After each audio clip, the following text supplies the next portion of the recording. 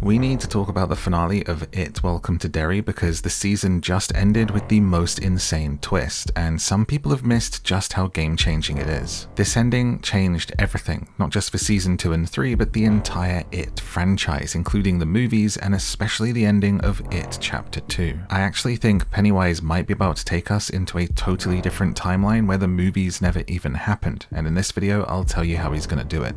I'll explain the ending of this season, what that crazy cameo at the end means, and what It has really been trying to do this entire time. I've even got a theory on how I think season 2 and 3 of this show will end the entire story of Pennywise, so let's get into it. If you're new here, I'm Mad Morph and this is my movie club, so please do hit like and subscribe for more like this. No AI is used at any point in the making of this video, and you can find all of my other channels in the description, including my gaming channel and my free podcast where I read books to help you sleep.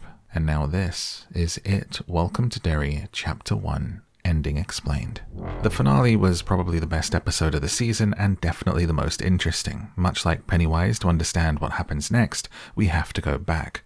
So here is a quick recap of everything important and what it means in the finale before we get into the big theories and the ending explained. The episode opens where we left off. Pennywise was ready to go back to sleep to wait 27 years for his next cycle, but he was set free by the military who dug up and destroyed one of the artifacts that keeps him caged within the Derry limits. The fog that spreads across the town represents its unleashed power, and Pennywise calls all of the school kids to the auditorium and hits them with the deadlights and kidnaps them all. Pennywise is now planning to escape. Think of the artifacts like a closed cage that keeps him limited to the town. But after the military destroyed one, it's like leaving the gate open, and Pennywise is making a break for it. As for why he's grabbed the kids to take them with him like some kind of twisted Pied Piper, think of it like packing a lunch or a snack for a long trip. The military is planning to let the entity known as It free on the whole of America, not just on Derry, Maine, to control everyone using fear. Lily, Marge, and Veronica find their town littered with missing kids posters and find a poster of their friend Will, who's been kidnapped by Pennywise at the end of the last episode. They decide to try to rescue him, armed with the magical artifact that is a dagger since it can be used to repel Pennywise. But even on the route of his grand escape, Pennywise can't help but taunt Major Leroy Hanlon, the man without fear. Leroy has an injury from the Korean War that literally prevents him from feeling fear. And Pennywise's entire thing is making people scared before he eats them, and now he's kidnapped Major Hanlon's son. He just can't help himself, and honestly this was a dumb move and a big mistake from Penny, because Hanlon starts to get the cavalry together. First he recruits Dick Halloran to help him save his son. Halloran is a very important and powerful character. He is the same guy that will go on to be in The Shining later on in his life, another Stephen King story. He has a power called the Shining, or the Shine, which refers to the powers that people have in Stephen King's books. From Dick and Danny in The Shining, to Carrie, to John Coffey in The Green Mile. And old Dickie is struggling to cope with his powers and seeing spirits about him all the time, and he's literally about to end it all when Hanlon shows up. He convinces him to stay alive and help him find his son. It's quite a cool little crossover, the events of this series leading to Dick Halloran being alive to be part of The Shining later on. These little pebbles that characters and Pennywise drop into the pond timeline, leaving ripples all across it. Meanwhile, Pennywise's spreading power fog freezes the river, and once he crosses it, he'll be free to run amok in America. The adults all get together and form a plan. If they can retrieve the magical dagger and use it as a replacement pillar to substitute for the one that the military removed and destroyed, they can close the cage door and stop Pennywise from escaping. There were originally 13 of these pillars placed there by the Native Americans to keep him trapped. And the pillars are made up of the same meteorite that brought the entity known as It down to Earth. The Native Americans give Halloran some matter and root tea that connects him to the realm that Pennywise is from, the Macroverse. Maturin is the name of the giant turtle deity that is It's nemesis. Maturin has helped kids in the fight against It before, and there's more details on that in my first video on the show. This lets Halloran see where the dagger is, and they see that the girls have it, so the adults load up into a van and go to retrieve it. They also let us know that the dagger doesn't want to leave and that it will turn you insane to stop it from being carried away from its source. We see Lily going all Gollum over the dagger as Marge and Veronica offer to carry it for a while. It's very Lord of the Rings, My Precious, and its effect on Frodo and Schmeagol. They agree to take turns with who is holding it on the walk, but they then very quickly find the Pennywise parade and try to save their friend Will, who is floating. And when Pennywise tries to stop them, he is prevented by the artifact being wielded by Veronica. So he hides in the fog and runs around spooking them before using a long clown arm to pull Marge away. This is where things get really interesting and what we're going to talk about the most in this video, as Pennywise confronts her and says, "I've always wondered how you'd taste, Margaret Tozier." And she's confused because that's not her name yet, and Pennywise corrects himself and says, "Oh, but not yet, not Tozier yet."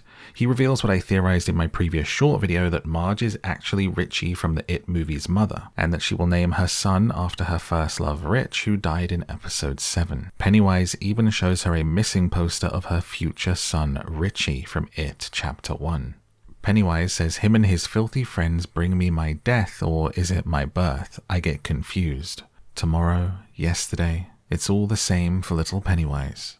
This is the most important detail of the entire finale, but we'll get into it fully at the end.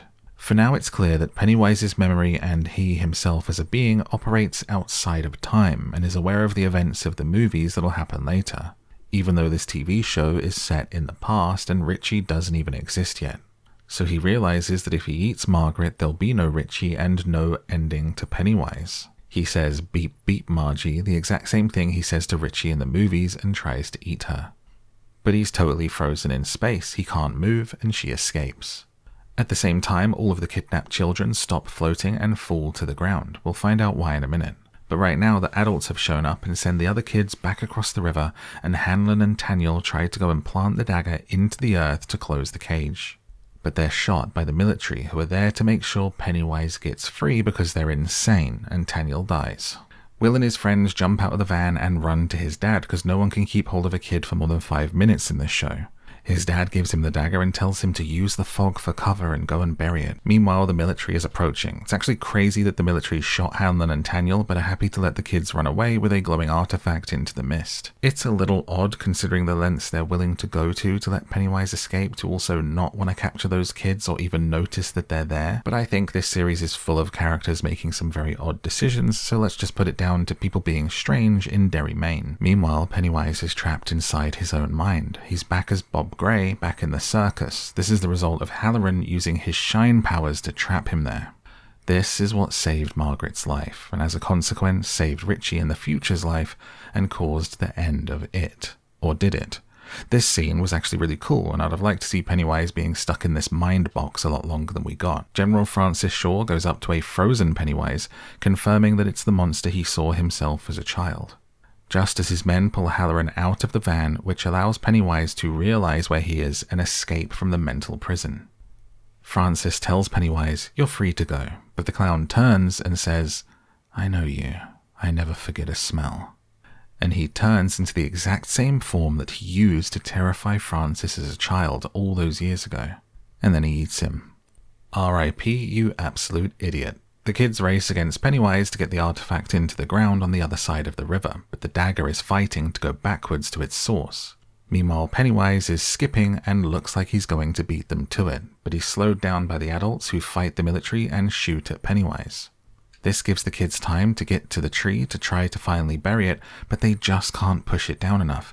The artifact is resisting and pulling back. They need some help. Both Rose and Halloran notice a presence in the fog, but only Halloran is able to see it. He sees the native woman Seski with her bear hat on. She was the leader of the Shakapiwa tribe, the indigenous people who first encountered the entity, later known as Pennywise, which they call the Galu. But she's not alone. She's got little Rich with her, who died in the last episode. She lets him go and he runs across the ice and through the fog. When Rose asks Halloran what he sees, he says a mother effing miracle. Little Rich gives Pennywise the finger whilst he runs past, which is iconic, and he starts to help his friends push the artifact into the ground. This moment fully made me cry, because Rich's death was very sad, and seeing him return as a spirit in this final act was a beautiful moment. Did it get you too, or did you cry when Rich died? Let me know in a comment. But Pennywise isn't done yet. He sprouts wings and claws and pounces at the children, trying to stop them. You might wonder why Pennywise didn't just turn into this thing an hour ago and fly across the river and escape very, very quickly before anyone could stop him. I guess he likes to make things a challenge and difficult for himself, because why not? Either way, it's a very cool scene, but too late now as the gang get the artifact into the ground with Rich's help, and Pennywise is blown away. He sheds all of the forms that he's used through the season before quipping "lively crowd" and bursting into its true form, the floating, swirling deadlights, and running away. condemned and confined back to his hole where he has to sleep for another 27 years before waking again. For now, they've defeated it. There's a nice moment where the kids acknowledge that they felt Rich was with them, and the show ends with a couple of really important epilogues. Margaret speaks at Rich's funeral, and Halloran can see his spirit comforting his parents and Will. Afterwards, he sits with the parents and tells them, "Your boy is with you." It shows Dick's acceptance of his powers and how he can use them for good in the future. Perhaps in some way to make up for using them for the military this time, and more importantly, for some good to come of how he suffers from them, to give him a reason to keep living.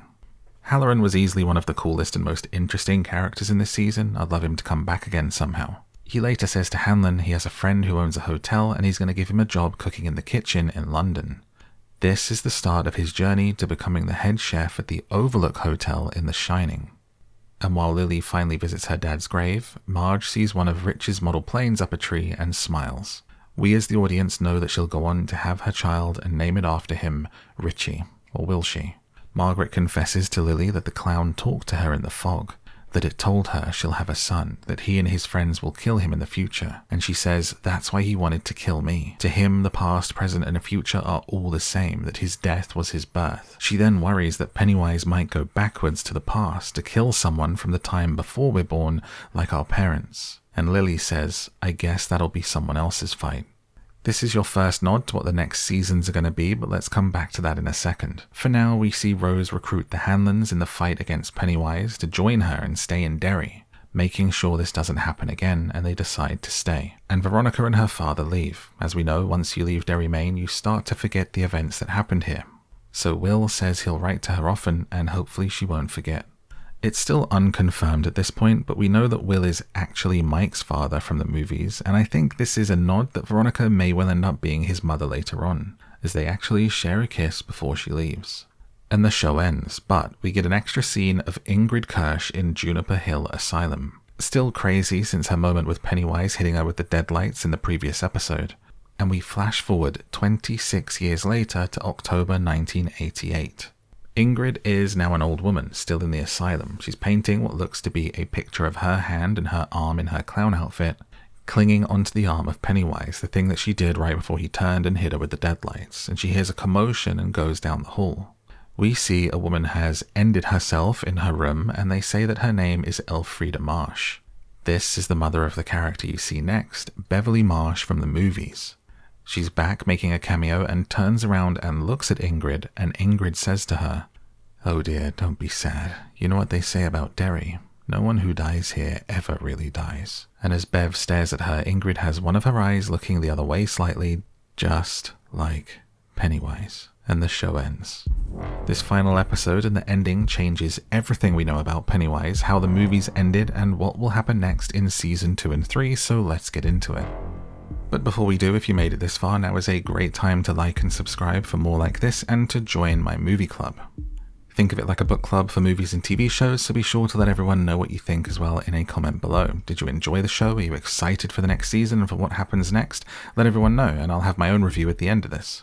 But first, the ending explained. What did that ending of It Welcome to Derry Season 1 actually mean? We jumped forward in time to October 1988. Beverly Marsh is here witnessing her mother's death. She is a main character in the movies. In It Chapter 1, she's played by Sophia Lillis, and 27 years after that, in the next cycle, she's played by Jessica Chastain, which was in 2016. In that movie, in that timeline, she actually meets Ingrid Kirsch in that film. It later turns out that's not Ingrid, it's Pennywise, using the form of her to scare and traumatize her. She's the creepy old lady in the apartment, and in the movie she says that exact same line to Bev about nobody who dies here ever really dies. It's actually the exact same actress, Joan Gregson, who was 91 years old and passed away in June of this year. But I think the evidence, coupled with the fact that she does the eye thing, is part of Pennywise's feeding cycle beginning in 1988. Did we just see the start of the cycle? The date of October 1988 is important because it's also the same month that Pennywise gets Georgie in that iconic opening of Chapter 1. The question is, do you think he had anything to do with Bev's mum dying? Because I do. I think Ingrid Kirsch here is perhaps already fully under the influence of Pennywise on his return. It's the start of the next cycle of fear and feeding against the Losers Club. But here's why this episode should entirely change how we look at Pennywise and the show and the events of the movie. Let's talk about Pennywise and time travel. Did you notice that the It Welcome to Derry finale just told us exactly why so many of the characters this season are linked to kids from the It movies? When it was revealed that Pennywise experiences time differently, the conversation with Marge is a massive twist. He tells her and us that he knows the future events of the movies, his own ending, or is it a birth? Here's what it all means and what I think is going on and what will happen next. Pennywise knows that the Losers Club will defeat it, so it's always trying to kill the Losers Club's ancestors before they can be born to save itself. But as Pennywise says himself, I get confused, so it's actually not very accurate about how it goes about it. It might not even be fully aware of this all of the time. Otherwise, you might say, how many opportunities did it have to just kill Marge this season and save itself? Perhaps it has to work within a structure or some rules that we're not aware of in the macroverse. If you think this sounds crazy, let's talk about the evidence. In this season alone, Pennywise goes after Losers Club family members in Teddy Uris, the uncle of Stan, Will Hanlon, father of Mike, Marge, who is the mother of Richie, and at the end we flash forward and see the death of Bev's mum, and we know that this is the start of the next cycle for the Chapter 1 movie. It's almost like Pennywise keeps either getting to the wrong family member or a parent too late, which might explain why we're going to keep going further back. In the show, Marge wonders at the end if it will go back in time to try to end their ancestors to stop kids from being born, to stop them or their descendants from killing it, and that's exactly what is going to happen next.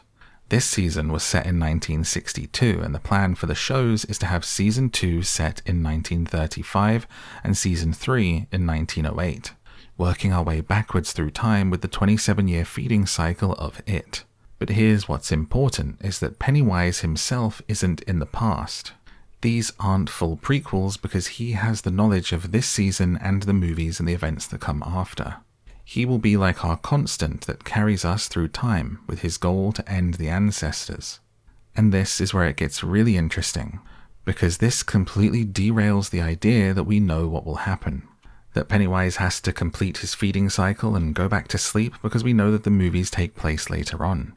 That the events of the show need to lead to the movies and be predetermined. But this episode let us know that nothing is off the table. That Pennywise might actually change the future in Season 2 or 3, saving himself from a fate at the hands of the Losers Club, pulling us all into a different timeline where it didn't end with Chapter 2 and either ending or resetting the entire franchise. And what did he mean about the end of the movies being his birth and not his death? What if the ending of It Chapter 2 is what set this version of Pennywise free and back in time? It is a very powerful and cosmic entity. I don't think the Losers Club truly defeated it. What if the events of the movies actually set Pennywise on the path that he's on in the past? Here's some more evidence. We know this is not a result of the cage being opened because in episode 4, Pennywise grabs Will and says, "You'll burn too." We know from the movies that Will die in a fire, so even back in episode 4, they dropped a massive clue that Pennywise is more of a time traveler. Here's where it can get confusing because he isn't literally traveling through time, he just experiences time differently. He is aware of the future and the past and the present, and they're all happening at the same time for him. He's not literally climbing into a DeLorean and then going back 27 years and trying to take those kids out. He's just aware of the future when he is there 27 years ago. It's a fairly metaphysical kind of time travel, which you would expect when dealing with cosmically powerful beings in the macroverse of Stephen King. I personally don't remember any evidence in the movies that Pennywise has this power or the knowledge of the future or what's going to happen, do you? So did he even have this ability then, or did it start at the end of Chapter 2? And is that why he refers to those events as his birth and not just his death? Showing us that that's when this all started for this version of Pennywise, when the Losers Club killed him at the end of Chapter 2. Perhaps more importantly and easier to understand is what will happen next. I think Pennywise, our pseudo-time-traveling clown, is going to be trying to prevent the events of the future. We are going to see those historic bloodlines of the kids from the show and the movies as they fight to stay alive and as it tries to secure its future survival. So expect to see some more of the same names and characters' ancestors appearing through Season 2 and 3. My personal theory is that this is going to end one of two ways. Theory 1. First, this entire franchise becomes a loop. with events in Season 3 leading to Pennywise being again unsuccessful but somehow looping back into the movie timeline, trapping him permanently in a confused loop of trying to save himself. And this is what we're already seeing, a prison of his own creation, that it is constantly aware of what's going to happen and that it's trying to stop it, but forever failing in this cosmic time loop, closing the franchise up, linking everything together once and for all following the events of Chapter 1 and 2. Or, my other theory, which is a little crazier, is that Pennywise actually succeeds. That it changes everything. Imagine Season 3 ends with him shocking us all. Imagine we're all watching thinking we're on this static, unchangeable, immovable timeline that has to lead to the events of the movies. Because that's how time works, right? Something happened in the future, so stuff has to lead there in the past. But what if it doesn't? What if Pennywise does the unthinkable and wins? He ends an important bloodline that leads to one of the Losers Club, or maybe even all of them never existing, setting us on a totally new path, an alternate timeline.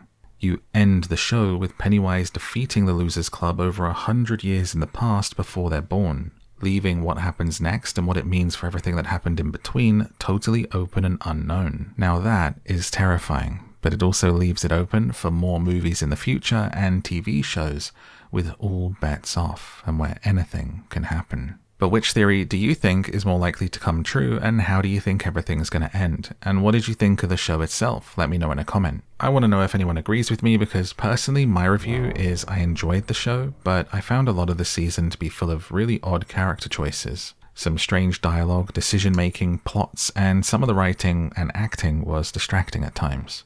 I thought the best acting came from the people playing the characters of Dick Halloran, Major Hanlon, Lily, Marge, Ingrid Kirsch, and Little Rich. And at times there was an overuse of CGI for me, especially that one episode in the graveyard with the ghosts, but that's always been an issue with the franchise. I think episode 1 was amazing, and then it kind of just plodded along to finally get to the highs of episodes 7 and 8 that felt like this epic 2-hour finale. In which case, maybe this should have been another 3-hour movie and not an entire TV show. What do you think? But at the same time, I'm just glad it's here, and it was fun, and I'm excited for Season 2. The Pennywise bits, which are 10 out of 10, Bill Skarsgård is ridiculous.